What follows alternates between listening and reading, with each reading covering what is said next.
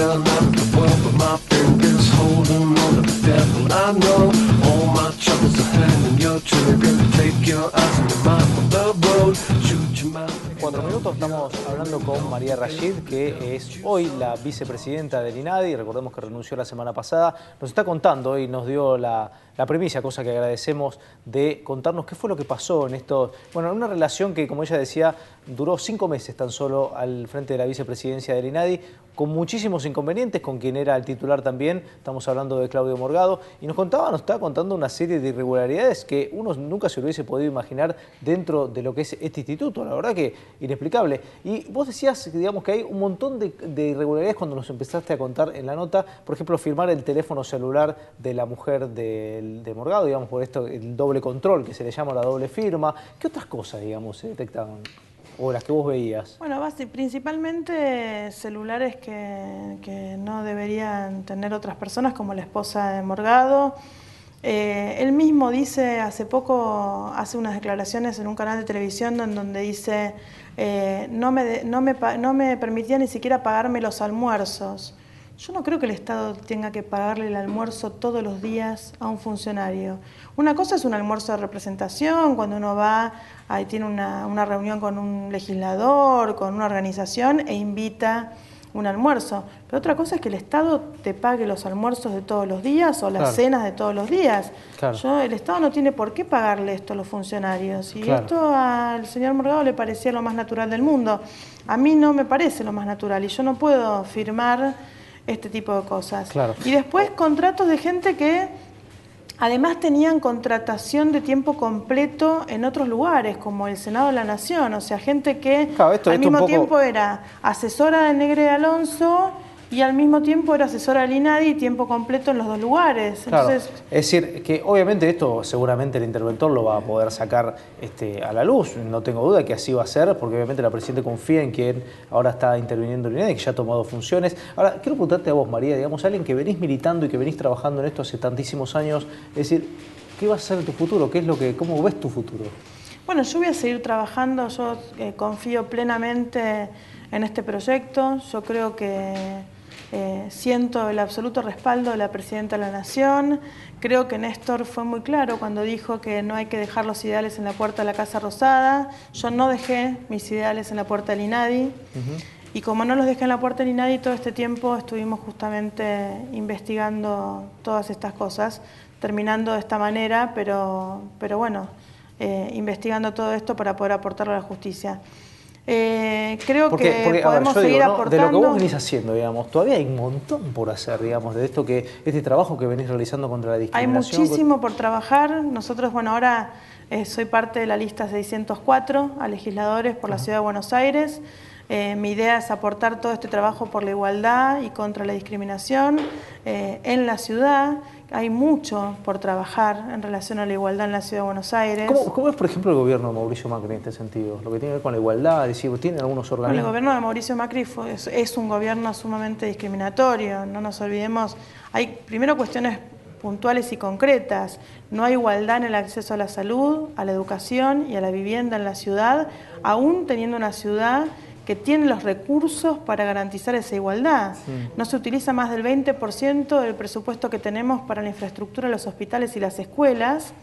Esto quiere decir que hay una absoluta desidia por parte del gobierno en relación a arreglar las escuelas y los hospitales para que la gente pueda tener acceso a estos derechos humanos básicos, ¿no? En igualdad de condiciones con quienes tenemos la suerte de tener una obra social o una prepaga, o en algunos casos y en algunas personas de poder pagar una escuela privada. No hay igualdad en la ciudad y me parece que hay mucho por hacer por la igualdad, que lamentablemente tenemos que estar hablando de derechos humanos básicos y de igualdad en la Ciudad de Buenos Aires, cuando la Ciudad de Buenos Aires es una ciudad que por los recursos que tiene, estas cosas ya deberían estar garantizadas y deberíamos estar hablando de una ciudad con una propuesta cultural interesante, Claro, porque una ciudad maravillosa. Esto es lo que digo, ¿no? ciudad... Uno hace muchas veces hincapié y dice, bueno, si el país, digamos, en cuanto a su Cámara de Diputados, ha podido votar con toda la discusión que se ha planteado, pero es Argentina pionera, digamos, un país de avanzada en cuanto a lo que es la igualdad de género, digamos, la ciudad como que a veces parece que queda atrás de lo que es el ámbito nacional. No sé si es mi percepción o es así. Así es, tenemos que estar discutiendo en una ciudad que podría estar discutiendo la propuesta cultural, que podría estar discutiendo la propuesta turística para que todos los ciudadanos del mundo vengan a visitar la ciudad de Buenos Aires, que podría estar discutiendo y profundizando todo lo que tiene que ver con el orden, con la limpieza, con esto de poder disfrutar la ciudad y no padecerla, ¿no? Todos los días. Claro. Podríamos estar hablando de todas estas cosas y tenemos que hablar del acceso igualitario a los derechos humanos básicos, porque esto que es tan básico no está garantizado en la ciudad, a pesar de que tenemos los recursos para garantizarlo. Bueno, de hecho, los derechos humanos en la Ciudad de Buenos Aires son una secretaría, digamos, creo que una secretaría o una subsecretaría. Sí, una subsecretaría y hay una dirección de minorías con la que realmente no hemos podido desarrollar demasiadas tareas en conjunto. No han podido desarrollar nada, digamos. No, nos hemos reunido varias veces, incluso desde la actividad en las organizaciones, y no hemos podido desarrollar muchas actividades porque cuando falta presupuesto para desarrollar acciones realmente son puras enunciaciones. Claro, yo sabía que eso, que del presupuesto que tiene la Ciudad de Buenos Aires, que digamos es un presupuesto más importante que tiene el país en cuanto a distritos, y no está mal que así sea, poco le dedica, un porcentaje muy chiquito le dedica a lo que es los derechos humanos. Sí, absolutamente. Pero incluso en temas donde hay mayor presupuesto, porque uno no tiene que fijarse solamente en el presupuesto que hay para ejecutar, claro, sino en cuánto se ejecuta, ¿no? Claro. Y si uno está hablando, bueno, la situación de las escuelas es terrible, la infraestructura, los chicos van y se mueren de frío y no pueden, a veces no tienen agua. Y del presupuesto que hay para infraestructura nada más, el gobierno de la ciudad solamente usa el 20%, quiere decir que hay un 80% del presupuesto que no está utilizando para resolver los problemas de la gente, ¿no? Para resolver los problemas, en este caso, de los estudiantes.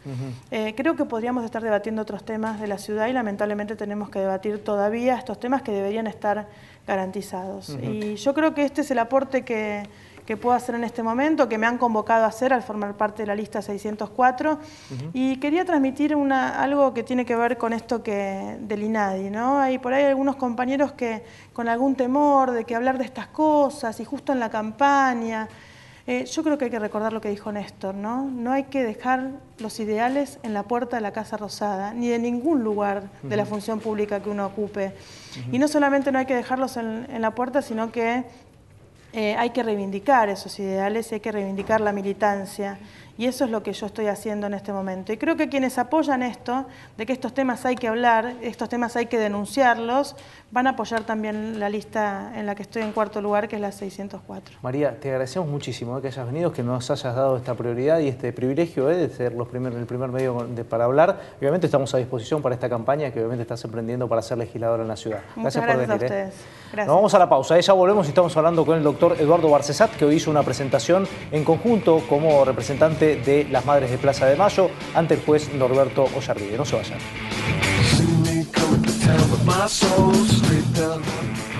El banco que está detrás del crecimiento, de su crecimiento.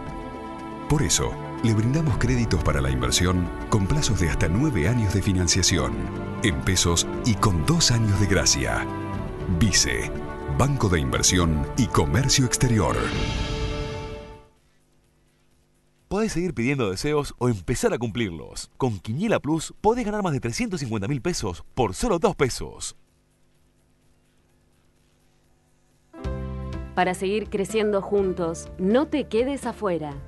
En el PAMI trabajamos por mayores activos, integrados y saludables. Por eso durante este año, 450.000 afiliados ya disfrutaron totalmente gratis un montón de actividades. 160 colonias de verano y más de 1000 cursos en 60 universidades de toda la Argentina. Visitas guiadas a espacios de arte y sitios de interés cultural. Viajes a reconocidos destinos turísticos y mucho más. Comunicate con nosotros, no te quedes afuera. PAMI, por una Argentina con mayores integrados.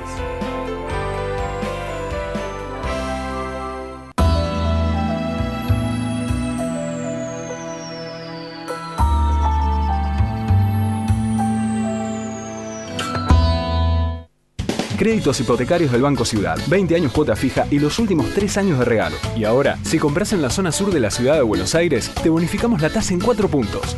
Informate 0822 20 400, www.bancociudad.com.ar o en cualquiera de nuestras sucursales. Banco Ciudad, te quiere ver crecer.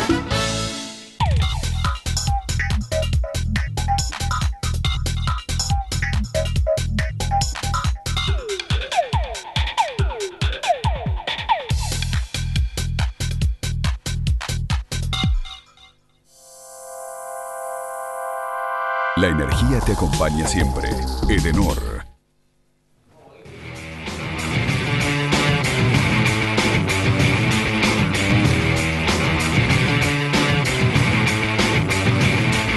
See me coming to town with my soul straight down out of the world, but my fingers holding on to the devil I know. El doctor Eduardo Barcesat es abogado constitucionalista y además representante de la Fundación de Madres de Plaza de Mayo. Hoy lo vimos presentarse junto a Eve de Bonafini y otras madres ante el juez Ollarvide. Bueno, haciendo una presentación en la cual recordemos que el señor Sergio Joclender, quien era hasta hace poco tiempo el apoderado de Madres, se lo acusa y se lo está investigando por administración fraudulenta. Pero la presentación que hoy hace Madres de Plaza de Mayo tiene que ver con una asociación ilícita. Vamos a preguntarle al doctor Barcesat por qué este carácter. Doctor Barcesat, buenas noches. Rodo Herrera lo está saludando. ¿Cómo le va? Buenas noches. ¿Cómo le va, Herrera? Bien. Muy bien, gracias por atendernos. Doctor, ¿por qué se lo acusa ahora a Sergio Joclender de asociación ilícita?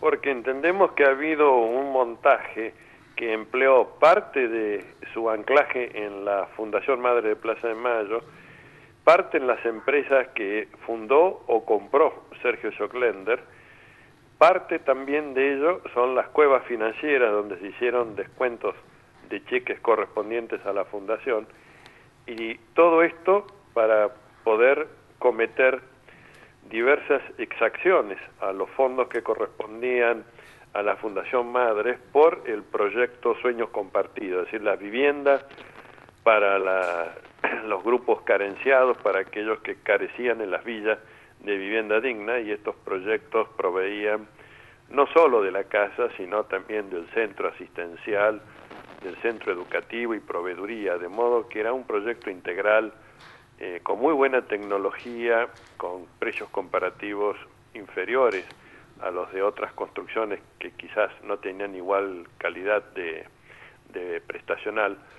y lamentablemente esto se vio interferido por una administración que distrajo fondos correspondientes a la fundación para provecho, lucro propio y para estos montajes a fin de poder hacer oscuro y turbio tanto la administración como el poder descubrir los distintos meandros y recorridos que tenían los fondos cuando eran entregados después de la certificación de obra, ¿no? Por eso que calificamos esto como un obrar de asociación ilícita en concurso con la administración fraudulenta y con falsedad documental, ¿no? Claro, porque además, doctor Barcesat, me parece que hay algo que destacar, y es que, claro, cuando dicen no, de muchos medios de oposición plantean de que acá no hubo controles. Me da la impresión que los controles estuvieron presentes, porque había como un doble control. Estaba el gobierno nacional, que aceptaba los certificados de obra, estaban los gobiernos locales, que obviamente los fondos les llegaban a partir de los avances de obra, estaba el precio que estaba establecido y que, digamos, se manejaba dentro de los márgenes. Es decir, que acá la única manera que el señor Sergio Joclender podía haber hecho, en este caso, y si esto se constata, la fortuna que hizo, es únicamente asociándose con proveedores, no hay otra manera. En realidad creo que desviando los fondos cobrados o percibidos por la asociación, estos fondos que eran en definitiva cheques de acreditación en 48, 76 horas como máximo, no había ninguna razón para que se acudiera a organismos, a cuevas financieras para proceder al descuento de los cheques, hacerlos efectivos, que no fuere precisamente el poder después establecer una redistribución de esos valores, de manera que hubiera un beneficio y un lucro personal para los hermanos Joclender y para quienes trabajaron coaligados en este proyecto en desmedro de la Fundación y del proyecto Sueños Compartidos. De manera que esto es lo que hoy le hemos propuesto al juez Ollarvide, además de la más amplia colaboración y disposición.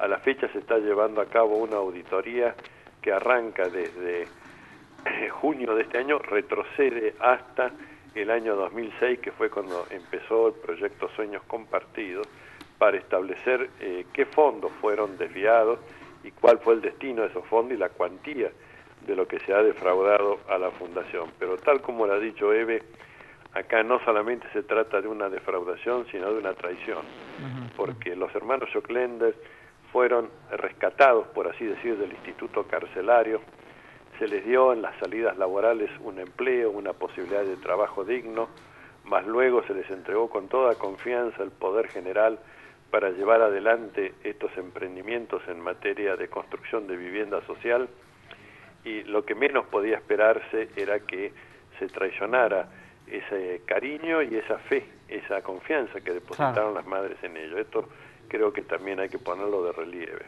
Doctor, cuando se habla de asociación ilícita, ¿esto implica también la participación de algún funcionario de gobierno? No, los funcionarios de gobierno de ninguna manera están sospechados, ni remotamente en el escrito se hace alusión a alguna de esa naturaleza. Muy por el contrario, se señala que la tarea defraudatoria arrancaba una vez abonados los certificados que correspondían a obra efectivamente realizada o en progreso de ejecución.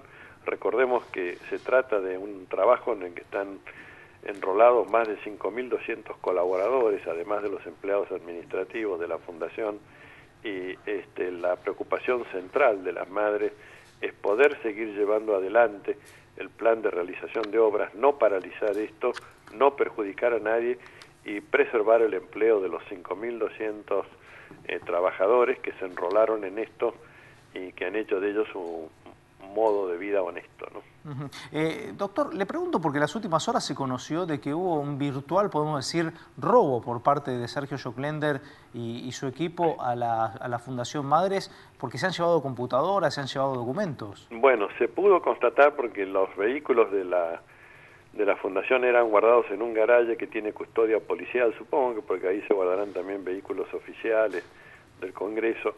Entonces, en ese garaje la custodia policial anotó en el libro de guardia de la noche del viernes 3 de junio varias entradas y salidas de un camión que ya casi no se utilizaba porque era un camión para transporte de caudales y que correspondía a la época en que la Fundación pagaba los sueldos en efectivos, no cuando ya se bancarizó esto, y ese vehículo fue empleado para varios viajes en los que se ha sustraído, esto no cabe duda, documentación y elementos como computadoras y constancias contables, etcétera, para tratar de encubrir o de obstruir el accionar de la justicia, y esto fue puesto en conocimiento del juez de instrucción y se aportó el libro respectivo que fue aportado, bueno, por este personal que hace las funciones de custodia en el garaje. Doctor Balthasar, en base a la condena que ya tuvo en algún momento Sergio Joclender, en este procesamiento que entendemos yo, el juez, después de analizar toda la documentación que tenga, sin duda va a llevar adelante, digamos, ¿está en condiciones de ir detenido Joclender? Sí, tendría que cumplir la condena, que ahora está en ejecución condicional, y es condena a prisión perpetua a ambos hermanos por el parricidio en que se determinó y pasó en autoridad de cosa juzgada la sentencia condenatoria, y ahora se agregaría eventualmente el procesamiento por esta u otras figuras delictivas. Hasta aquí la carátula creo que era de administración fraudulenta, pero cualquiera sea, administración fraudulenta, asociación ilícita en concurso con administración fraudulenta, llevaría efectivamente al cumplimiento de la primer sentencia condenatoria por el parricidio, cancelando los beneficios de la libertad condicional. Exactamente. Doctor, ¿cómo la vio Eve esta mañana? Bueno, la vi muy, diría, muy dolida por todo esto. Es una emoción fuerte, las madres subirse a la camioneta para ir a Comodoro Pi a presentar una causa que las involucra a ellas en el sentido de que ha afectado su confianza, ha afectado el patrimonio, ha afectado su credibilidad ante la sociedad, y esto es evidentemente muy doloroso para las madres, por más que ellas están más que seguras, y así es, de que su vida frugal, ascética, su intangibilidad patrimonial, que es lo mismo ahora que hace 34 años cuando empezaron su lucha, las pone a salvo de cualquier tipo de sospecha investigación, ¿no? ¿Y cómo los recibieron en el juzgado del juez Ollarvide?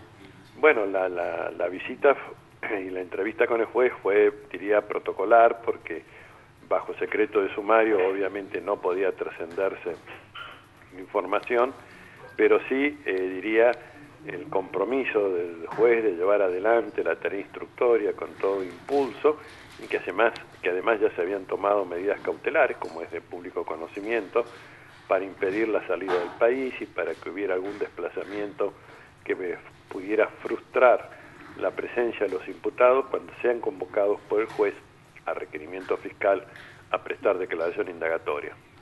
Doctor Barcesat, como siempre, gracias por atendernos. Que tenga usted buenas noches. Buenas noches, hasta pronto. Que esté muy bien, adiós. El doctor Eduardo Barcesat, refiriéndose a la situación de Sergio Joclender y esta irregularidad que se ha vivido dentro de la Asociación Madres de Plaza de Mayo, donde muchos medios uno se encuentra a la mañana de que plantean de que esto se tiene que resolver ya, que cómo puede ser, que el procedimiento que va lento. Y a veces, muchas veces uno se pregunta, bueno, lentos son otras cosas, ¿no? Si uno se pone a ver, por ejemplo, que la causa de Ernestina Herrera de Noble lleva 10 años y todavía no se ha resuelto con lo que es un crimen de lesa humanidad, me parece que no sé si esto es tan lento, tratándose esto de una estafa, en todo caso, por parte de un señor que utilizó fondos públicos para su propio beneficio. Yo sería un poco más cauto y esperaría que la justicia, que está avanzando y me parece que rápidamente está tomando intervención, y donde las madres, como veíamos esta mañana con Eve de Bonafini, una señora grande que se ha puesto a disposición de la justicia, y que uno decía mucho, no habla porque obviamente entendemos que lo que se ha tratado es de tomar el control nuevamente de esta asociación, de esta fundación que hace tanto tiempo estaba mal administrada, en este caso por el señor Sergio Joclender y su hermano y otra gente que obviamente ya no está dentro de la ONG. Nos vamos, nos reencontramos el próximo lunes a partir de las 22 horas haciendo foco en los temas de actualidad, y nosotros nos reencontramos también mañana a partir de las 19:30 en la edición central por CN23 para compartir todas las noticias del día. Que pasen buenas noches.